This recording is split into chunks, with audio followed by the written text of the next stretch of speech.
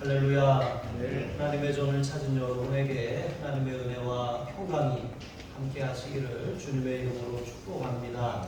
오늘은 주님과 교제하는 삶이라는 제목으로 하나님의 말씀을 전하겠습니다. 여러분, 지난주에는 우리가 출애굽 1세대 실패를 통해서 그것을 본보기로 삼으라고 하는 것을 살펴보았습니다. 바울은 이 출애굽 1세대가 5가지 대표적인 실패를 하였는데 그것이 무엇이었습니까? 우상 숭배와 또 음행과 시험과 원망, 이런 것들이었죠. 그런데 여러분, 이러한 일들이 이 죄라고 하는 것은 배우고 또 학습하고 또 그것이 계속 이어져 가게 되어 있습니다. 이러한 죄악의 실패의 모습들은 하나님을 떠난 인간의 그런 자연스러운 그런 이 가시덤불과 엉겅퀴와 같은 그런 열매라고 할 수가 있는 것이죠. 그래서 우리는 이 바울의 경우 고린도 교인들에게 이 출애굽 1세대의 실패를 통해서 배우라고 하는 그 말씀을 잘 기억해야 할 줄로 믿습니다. 특별히 그 이스라엘이 실패한 그 역사는 이제 고린도 교회에도 그대로 나타나는데 그 대표적인 것이 바로 우상 숭배였던 것이죠.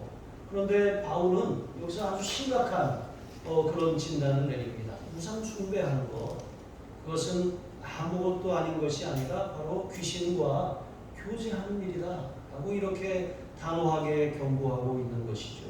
여러분, 오늘 말씀을 통해서 몇 가지 교훈을 살피며 은혜를 나누겠습니다. 첫 번째로, 그러므로 우리는 우상 숭배하는 일을 멀리하고 떠나야 할 줄로 믿습니다. 14절로 15절 말씀을 보시면 바울은 이제 고린도 교회가 우상 숭배의 자리에서, 물론 다 그런 건 아닙니다.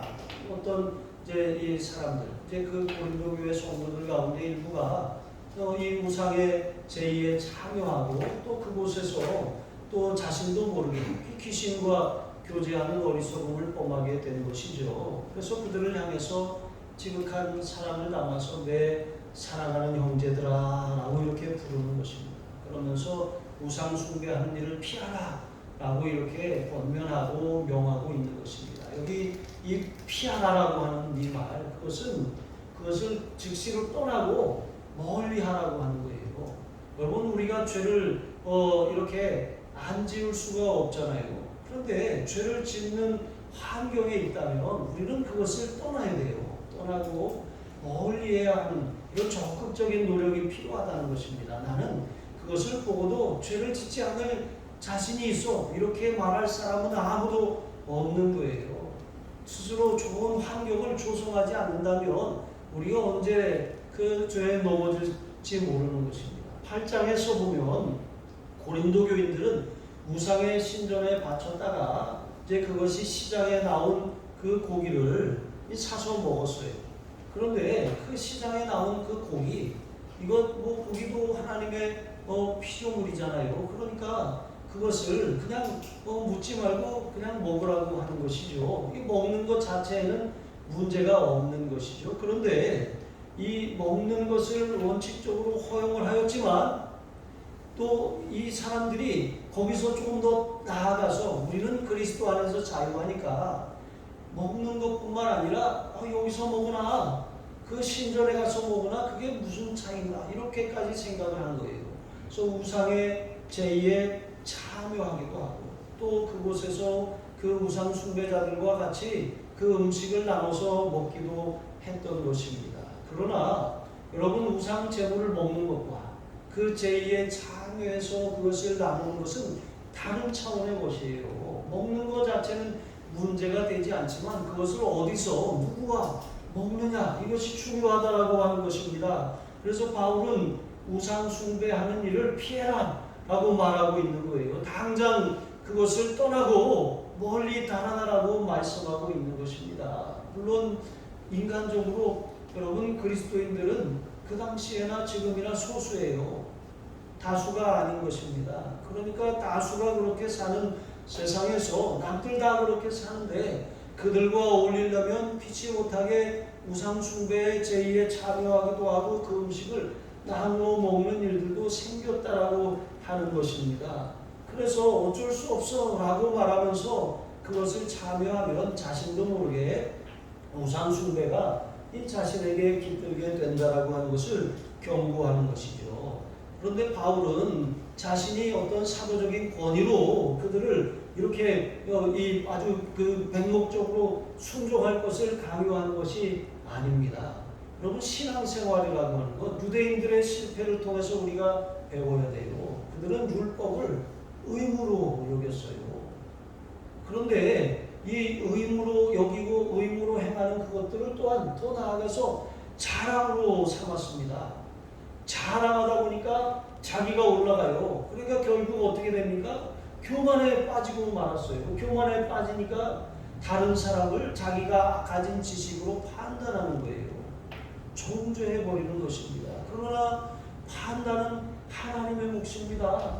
하나님만이 우리의 재판장이십니다. 우리는 하나님께서 주신 지식과 지혜로 판단하는 것이 아니라 분별해야 돼요. 그것을 보면서 우리 자신을 지키라고 하는 것이지 다른 사람을 정죄하고 다른 사람을 심판하라고 하신 것이 아닙니다. 바울이 그들에게 우상 숭배하는 일을 피하라고 하는 것은 그들을 향하여서 맹목적으로 순종을 요구하는 것이 아니라 그것이 이 이스라엘의 실패를 통해서 배우고 너희도 그와 같이 실패하지 말라고 안타까운 마음으로 권면하고 있는 거예요. 너희가 지혜로운 자라고 하는 것은 너희가 현명하고 이런 바른 분별력을 가진 사람들이 아니냐. 그러니까 너희가 가진 지혜를 가지고 이 과거의 실패를 통해서 배우라고 하는 것입니다. 그렇게 판단해보고 스스로 멀리하라고 하는 그런 이 권면인 것이죠. 여러분, 무심코 행하는 그런 안전 불감증, 괜찮을 거야, 이 정도는 괜찮아, 여러분, 이렇게 하는 일들이 큰 사고를 불러오는 것입니다. 작은 사고, 자잘한 사고들이 계속 같은 장소에서 반복이 되잖아요. 그런데 계속 반복이 되다가 어느 순간은 큰 사고가 거기서 터지고 마는 것입니다. 여러분, 사람들은 이 자꾸 반복되는 일들을 보면 무뎌지게 되어 있는 것이죠. 우리나라도 어떻습니까? 우리는 그냥 김정은이 아무리 미사일을 쏘고 그렇게 핵을 무장하고 그렇게 한다고 해도 뉴스에서 보면 저거 또 저러네 이렇게 하지, 우리가 크게 막 떨거나 큰일 났네 이렇게 하지 않잖아요. 그런데 여러분, 다른 나라 사람들은 어떻게 생각합니까? 큰일 났다, 전쟁 날지도 모르겠네 하면서 있던 주식 다 팔아버리고 다 빼가고 이렇게 하지 않습니까? 그러니까 김정은이 한번 그렇게 이 미사일을 쏠 때마다 우리나라 경제가 막 흔들리는 건 아니겠습니까? 우리는 괜찮은데 주변 사람들이 보기에는 큰일 나는 것이에요. 그런데 여러분, 여기에 문제가 있어요. 우리가 하나님이 지켜주셔서 안전하지만 그런데 우리도 모르게 안전 불감증에 빠질 수도 있다고 하는 거예요. 그러면서 아무렇지도 않아, 대수롭지도 않아, 이렇게 여기다가 피커의 개구리처럼 그렇게 그 온도를 맞춰가다가 죽는 일이 발생할 수도 있다고 하는 것입니다. 그러므로 우리가 이런 이 하나님의 경고에 대해서 그런 작은 사인들이 우리에게 올 때 그것을 무시하면 안 돼요. 그것은 더 큰 화를 조심하라고 하는 하나님의 경고인 것입니다. 그것이 우리가 살 길인 줄로 믿습니다. 그래서 이 고린도 교회 성도들도 마찬가지였어요. 그들은 그리스도 안에서 자유하다라고 하는 그런 담대함 때문에 그들은 우상의 신전에 가서 그들의 제의에 참여하고 그 음식을 먹으면서 우리는 구원받았으니까 괜찮아, 이렇게 하다가 영적인 생명력을 잃어버렸다라고 하는 것입니다. 바울은 데살로니가전서 5장 22절에 악은 어떤 모양이라도 버리라 라고 이렇게 권면하지 않았습니까? 그러니까 흉내도 내지 마시고 근처에도 가지 마시고 유익하지 않은 것은 여러분 피하고 떠나고 멀리 하시기를 주님의 이름으로 축복합니다. 그리고 두 번째로, 성도는 주와 더불어 교제를 나누는 사람들입니다. 여러분, 이 교제라고 하는 말이 참 중요합니다. 교제라고 하는 말의 헬라어는 코이노니아예요. 이렇게 우리가 이 교제하기 위해서는 참여해야 돼요.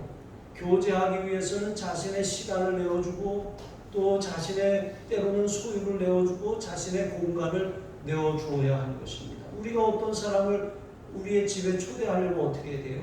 손님 맞을 준비를 하잖아요. 청소도 하고 음식도 준비하고 방석도 하나 챙기고 이렇게 하는 것 아니겠습니까? 차도 준비하고 이렇게 우리가 교제하기 위해서 우리의 그런 공간과 시간과 소유를 내어주는 거예요.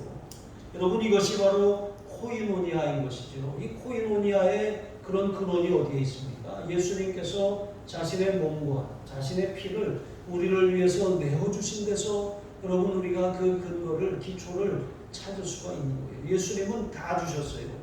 생명을 주셨습니다. 물과 피를 다 쏟으셨어요. 마지막까지 완전하게 우리를 위해 다 내어주신 것입니다.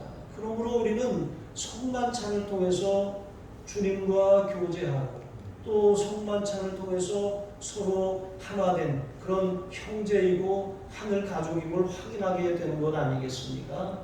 이렇게 예수님께서는 성만찬을 또 그것을 유월절 만찬을 행하시면서 이제 대대로 나를 기념해라 라고 말씀하고 있는 것입니다. 그래서 우리는 매월 첫 주에 성만찬을 해가고 있는 것이죠. 요한복음 6장 53절에 보시면 내가 진실로 진실로 너희에게 이르노니 인자의 살을 먹지 아니하고 인자의 피를 마시지 아니하면 너희 속에 생명이 없느니라. 우리 예수 믿는 사람들은 그래서 처음에 식인종이라고 오해를 받았어요. 아니 사람의 살을 먹고 피를 마신다고. 또 실제로 천주교에서는 화채설을 주장해서 성만찬에 떡과 포도주를 먹으면 그게 실제로 예수님의 살과 피로 변한다고 그렇게 여겼습니다.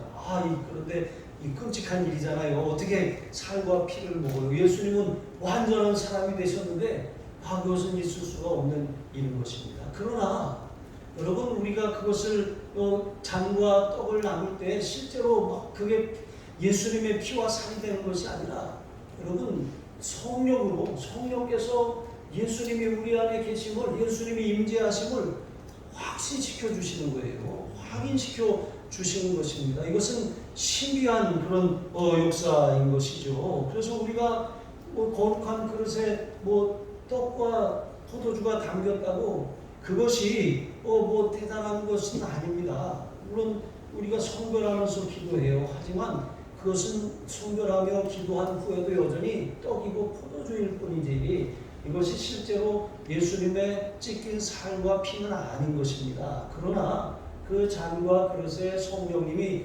임재하시는 것이죠. 여러분 이와 같이 우리가 성만찬에 대해서 바른 이해를 가지고 성만찬에 참여하면 실제로 성령께서 역사하셔서 우리가 어떤 용서하지 못한 사람들을 용서하게 됩니다. 우리 마음의 미움과 상처가 씻어지고 또 우리의 관계가 회복되는 역사가 일어나는 거예요. 그래서 성만찬이 끝나면 평화의 인사를 나누지 않습니까? 제가 여러분에게 주님의 평화가 여러분과 함께 하시기를, 그래 여러분은 목사님과도 함께 하시기를 이렇게 하잖아요. 그러면 서로 평화의 인사를 나누세요. 그러면 주님의 평화가 함께 하시기를, 주님의 평화가 함께 하시기를, 주님의 평화가 함께 하시기를 이렇게 나누잖아요. 그건 단지 우리가 입으로만 인사하는 것이 아니라 실제로 주님의 그런 이 보혈과 주님의 그런 십자가에서 찢기신 이 은혜로 말미암아 우리가 성령으로 한 몸이 되고 하나가 되었다는 거예요. 그것을 믿음으로 선포하는 것입니다. 그렇게 할 때 진심으로 우리가 성만찬을 행하면 우리 안에 이렇게 우리를 가르고 있던 벽이 허물어져요. 어떤 우리가 용서하지 못했던 마음이 떠나갑니다. 우리 마음의 미움이 사라지고 사랑으로 그 공간이 채워지는 거예요. 우리 마음의 아픔과 상처가 씻어지고 하나님의 그 따뜻함이 우리 안에 흘러 들어오게 되는 것입니다. 그래서 성만찬이 그래서 중요한 것이죠. 이것의 의미를 잘 알고 참여하는 거예요. 이것은 성만찬 주님과 교제하는 거예요. 바울이 왜 성만찬을 예를 들어서 우상의 그런 그 숭배 행위를 피하라고 말한지 아십니까? 여러분 이처럼 이렇게 우리가 주의 만찬을 나누는 사람들이 또 주의 만찬을 나누고 또 우상의 신전에 가서 그 제의에 참여하고 그 음식을 먹으면서 아무렇지도 않아. 뭐 이것은 우상은 아무것도 아니고 우상의 제물도 아무것도 아니야. 기도와 말씀으로 다 거룩해진다고 했으니까 여러분 물론 맞습니다. 그거 자체는 아무것도 아니에요. 그런데 여러분 세상 사람들은 우상을 숭배하고 그 음식을 나눠 먹잖아요. 또 우리가 조상신이라고 조상을 숭배하는데 사실 조상신이 아니에요. 조상을 가장한 귀신이 역사하는 것이죠. 우리를 속이는 것입니다. 그래서 제사를 지내는 것 우리가 부모에게 하는 것이 아닙니다. 하나님께 돌려야 될 영광을 귀신이 가로채는 것이죠. 그렇게 우리가 음식을 나누는 것 여러분 그것 이제 부모님하고 같이 식사를 나눈다고 이렇게 생각하잖아요. 여러분 그래서 문제가 있다는 거예요. 우리가 성만찬을 통해서 주님과 교제하듯이 우상의 제의에 참여하고 우상의 제물을 나눠 먹으면 우리가 귀신과 교제한 자가 된다라고 하는 것입니다. 그래서 바울이 우상의 행위를 떠나고 멀리하라고 말씀하고 있는 것이죠. 그래서 18절에 보시면 바울은 이스라엘 민족을 가리켜서 육신을 따라 난 이스라엘이라고 말합니다. 그러니까 육신을 따라 난 이스라엘이 있으면 반대로 영적인 이스라엘이 있다는 거예요.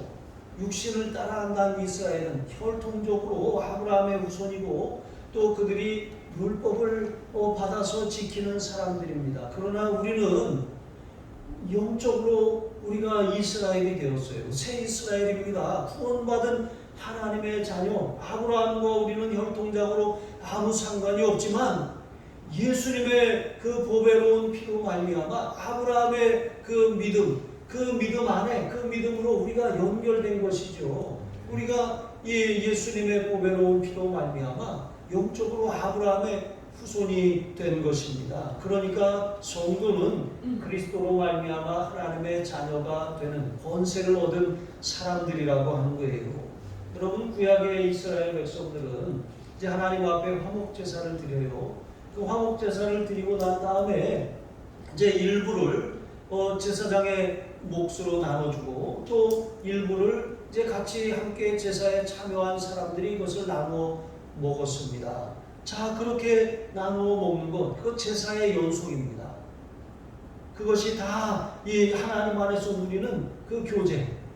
여러분 우리가 예배하고 또 우리가 믿음의 형제들과 교제하는 것, 예배가 삶으로 연결되고 이어지는 거예요. 같이 밥을 먹는 거 그냥 먹는 것이 아니라 우리 신앙 공동체가 나누는 것이기 때문에 여러분 우리가 신앙 안에 교제하는 거예요. 오늘 예배 후에 공동 식사가 있습니다. 같이 우리가 말씀, 영의 양식을 나눠 먹었을 뿐만 아니라 육신의 양식을 함께 나눔으로 우리가 코이노니아 교제를 하는 거예요. 하나님의 그런 가족으로서 그렇게 우리 자신을 이렇게 이 서로를 위해서 내어주는 그런 시간을 갖는 것입니다. 여러분 이렇게 신약의 성도들도 성만찬에 참여하는 것으로 그리스도 안에서 그리스도와 교제하고 또 우리가 서로 그렇게 교제하게 되는 것이죠.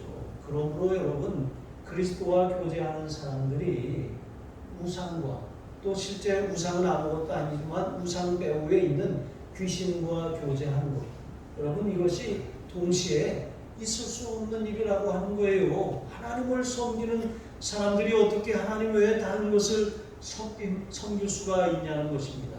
그러므로 우리는 우리의 삶을 구별해서 하나님과 주님과 교제하는 자임을 언제나 기억하시고 또 이왕이면 믿음의 사람들과 교제하고 또 믿지 않는 사람들과의 교제는 우리가 그 영혼을 사랑하고 전도하기 위해서 또 그를 하나님께로 인도하고 하나님이 내게 주신 은혜와 축복을 사랑을 나타내기 위해서 그렇게 교제하시기를 바랍니다. 세 번째로 주님만이 우리의 찬송과 영광을 받으시기에 합당하신 분임을 기억하시기 바랍니다. 19절로 20절에 보시면 우상은 이제 부패한 인간이 고안에서 만든 그런 수고물입니다. 사람의 그런 창조물이라고 하는 것이죠. 그러니까 생명이 없어요. 우리가 무엇을 만들고 거기다 생명을 불어넣을 수 있습니까? 뭐 로봇은 곧 전기를 연결하거나 배터리를 넣으면 되겠죠. 그러니까 이 모든 것, 사람이 만든 것은 어떤 한계가 있습니까? 사람이 작동을 해야지 움직인다는 거예요. 스스로 얼굴을 닦을 수가 있어요? 스스로 몸을 씻을 수가 있습니까? 사람이 걸레도 다 닦아줘야 되는 것 아니겠습니까? 이것처럼 우상이라고 하는 것이 그와 같다는 거예요. 입이 있어요. 입이 있다고 말을 합니까? 귀가 있어요. 귀가 있다고 들을 수가 있습니까? 우리가 가서 빈다고 어떤 영험하다 그러죠. 그런 능력이 있어가지고 우리에게 어떤 응답을 줄 수가 있습니까? 화와 어떤 복을 내릴 수가 있는 것입니까? 그렇지 않다는 거예요. 이사야는 나무로 만든 그 우상을 가져다가 그것을 해가지고 이것을 가지고 불을 뗐어요. 그런데 아무런 해를 받지 않았다는 것이죠. 화복을 줄 수가 없는 거예요. 그러나 여러분, 하나님을 중심에 모시지 않는 사람들은 어떻게 생각합니까? 우상에 대해서 그런 두려운 마음이 있어요.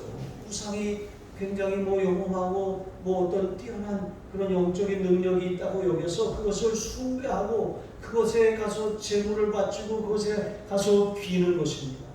조상신을 섬기고 희귀한 바위나 오래된 그런 나무나 여러분 그런 것들을 숭배하고 거대한 동상을 세워서 그것을 숭배하고 제사 지내는 것 아니겠습니까? 제가 두 번째 목회지에서 아주 이 수안보 그 골짜기에서 목회를 했는데요. 거기는 전국에 있는 유명한 무당들은 다 찾아오는 그런 곳이에요. 아주 바위가 소나무가 자라나는 그런 아주 신기한 바위가 있어요. 근데 그 바위 앞에 사당이 이렇게 지어져 있는데 거기는 돼지머리가 떠나갈 날이 없어요. 그러니까 항상 거기는 들짐승들이 그 먹을 것을 얻으려고 오기도 하고 또 그것을 동네 분들이 그것을 갖다가 먹기도 하고 이렇게 합니다. 그런데 제가 처음 거기 부임해서 갔는데 우리 교회 학교 아이 하나가 바로 그 사당 근처에 살았거든요. 그러니까 늘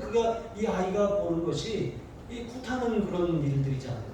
근데 어느 날 이제 교회 딱 들어갔는데 예배 드리고 이 아이가 와서 놀고 있어요. 근데 노는데 어떻게 보냐면 방석을 하나 이렇게 들더니 이렇게 짝대기 같은 걸로 이렇게 하면서 둥둥둥둥둥둥둥둥둥둥둥둥둥 이렇게 하고 있더라고요. 그래서 야 뭐하냐 그랬더니 저 굿하는 거예요. 그래서 예배당 뒤에서 그 손을 들고 막 둥둥둥둥둥 그러고 있더라고요. 그래서 깜짝 놀랐어요. 그래서 이 마을의 이게 실상이구나. 늘 그걸 보고 늘 그걸 접하니까 자기도 모르게 그것을 따라서 그렇게 행하고 있는 것입니다. 그러니까 지식이 없어서 망하는 거예요. 여러분 정말 하나님께 돌려야 될 영광을 이 바위가 영광하구나. 저 소나무가 여러분 그런데 얼마나 여러분 우상 숭배는 하나님 아닌 다른 것에 마음을 빼앗기는 거잖아요.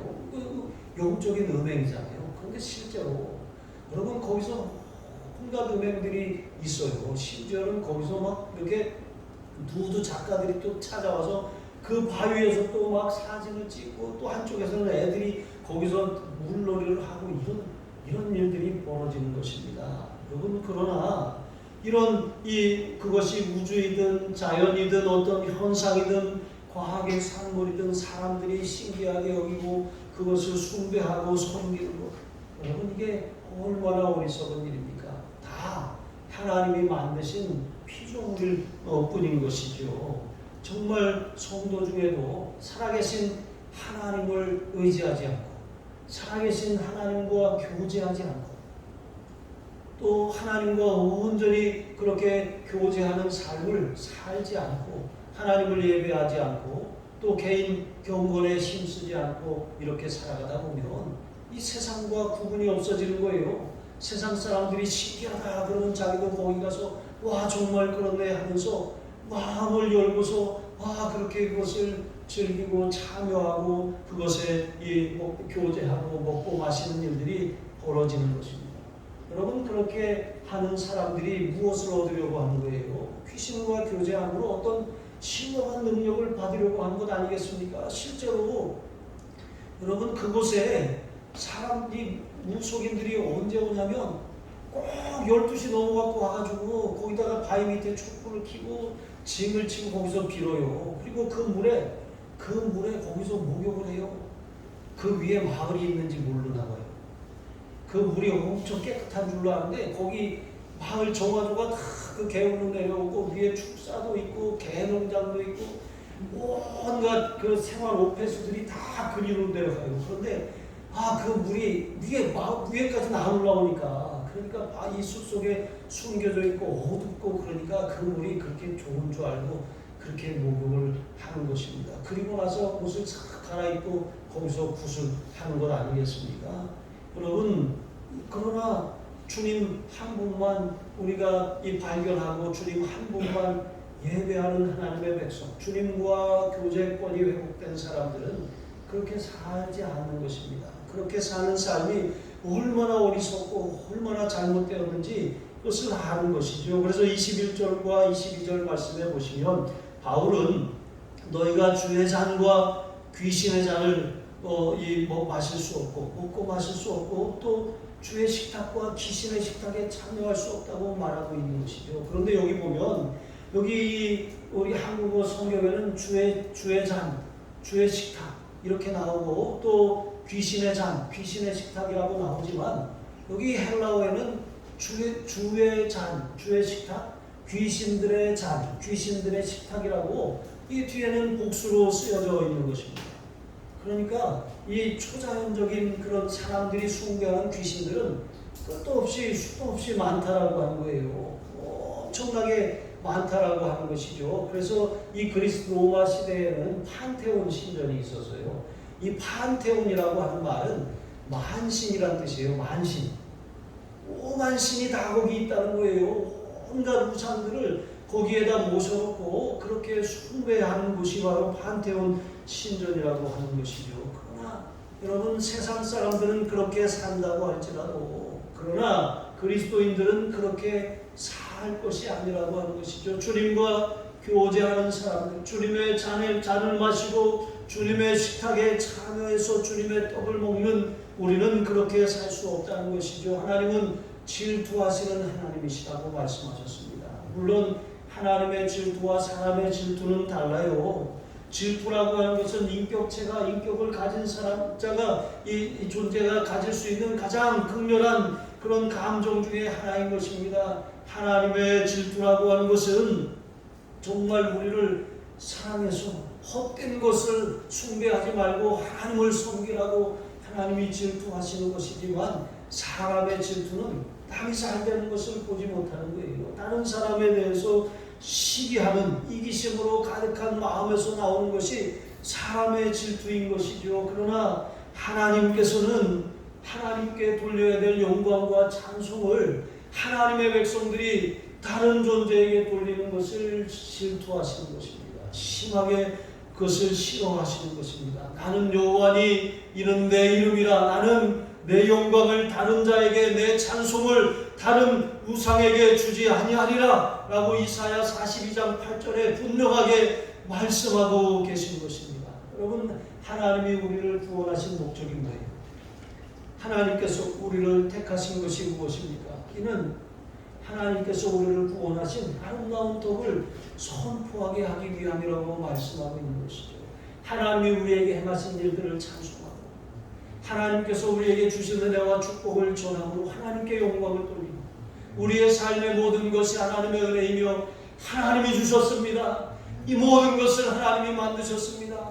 하나님이 우리에게 복을 주시고 하나님께서 질투하시며 하나님이 진노하시는 것이죠. 여러분 웨스트민스터 소요리 문답 1문이 바로 이거예요. 하나님을 영화롭게 하고 그분을 영원히 즐거워하는 것이 사람의 본분이라는 거예요. 이 소요리 문답 이것은 초등학생을 위한 그런 이 교리서예요. 그러나 이 초등학생들조차도 우리 아이들에게 이렇게 가르쳐야 하는 것이죠. 너 성공해라. 다 널 위한 것이지. 너 잘 먹고 잘 살라고 하는 것이지. 뭐 엄마 위해서 하는 거야. 이렇게 우리는 말하잖아요. 그러나 이거 잘못된 말입니다. 우리 아이들에게 그렇게 말하면 안 돼. 너 성공해라. 하나님의 영광을 위해서. 너 최고가 되라. 하나님을 드높이고 찬송하기 위해서. 여러분, 그러한 사람들을, 그러한 자녀들을 하나님이 높여주시는 거예요. 그러나 너만을 위해서 성공해라. 여러분, 이기적인 사람이 되는 거예요. 올라갔다가 곤두박질 치는 거예요. 그러나 하나님의 영광과 찬송이 되기 위해서 성공해야 된다. 여러분, 그 본분을 아이들에게 가르치면 여러분, 그 아이는 망하지 않습니다. 그 아이는 하나님의 위대한 도구가 되는 것이죠. 이스라엘의 실패를 지난주에 말씀을 드렸습니다. 그들은 하나님을 한 번도 떠나지 않았어요. 하나님 앞에 드리는 제사를 폐하지 않았어요. 그런데 하나님께서 왜 그들을 심판하셨습니까? 그들의 마음이 나뉘어져 있기 때문에 그랬어요. 하나님을 섬겼습니다. 하지만 하나님과 함께 그 주변 나라들, 강대국들의 우상을 함께 숭배했던 것입니다. 심지어는 하나님의 성전에서조차 우상의 신당을 세우고 우상의 형상을 가져다 놓은 것입니다. 그래서 하나님이 질투하심으로 그들이 망한 것이죠. 여러분, 우리는 하나님의 백성입니다. 하나님과 교제하고 하나님만을 섬기고 하나님께 영광과 찬송을 돌려야 할 하나님의 자녀들인 것입니다. 여러분, 우리가 평상시에 누구와 만나고 어떤 모임에 참석하고 있습니까? 어디에 가든지 여러분, 여러분의 중심을 빼앗기지 마세요. 마음을 다 열어놓고 그냥 좋다, 여기가 좋다 이렇게 하지 마세요. 누구를 만나든 어디에 있든 나는 하나님의 자녀다. 내가 바벨론에 있든 내가 애굽의 한복판에 있든 내가 요셉이 되고 다니엘이 되어서 이 험악하고 음란하고 가증한 세상의 한복판에 내가 산다고 할지라도 나는 믿음의 사람이다. 나는 다니엘이다. 나는 다니엘의 새 친구고 나는 요셉이다. 나는 하나님과 함께하는 사람이고 나는 하나님의 말씀이 내 삶의 기준이 되어서 그 말씀에 순종하며 살아가는 사람들이다. 나는 어떠한 상황이 있다고 할지라도 내 신앙을 만약에 내려놓고 다른 우상을 숭배하고 다른 것을 의지하라고 한다면 단호하게 내가 사자굴에 던져질지라도 풀무불에 던져지는 한이 있더라도 나는 하나님의 자녀다라고 하는 분명한 그런 이 선언을 하고 하나님께 영광 돌리는 귀한 삶을 선택하시기를 바랍니다. 여러분, 그렇게 살아갈 때 여러분, 주님은 부족함이 없어요. 여호와는 나의 목자시니 내게 부족함이 없다 그랬잖아요. 그가 나를 푸른 풀밭에 누이시며 신만한 물가로 인도하신다 그랬잖아요. 내가 사막의 음침한 골짜기로 다닐지라도 해를 두려워하지 않을 것은 주께서 나와 함께 하시니라 그랬잖아요. 주의 지팡이와 막대기가 나를 안위하시나이다. 지팡이는 곁길로 가면 다 걸어서 끌어오는 거예요. 막대기는 우리를 해하려고 하는 대적을 때려서 쫓아내는 거예요.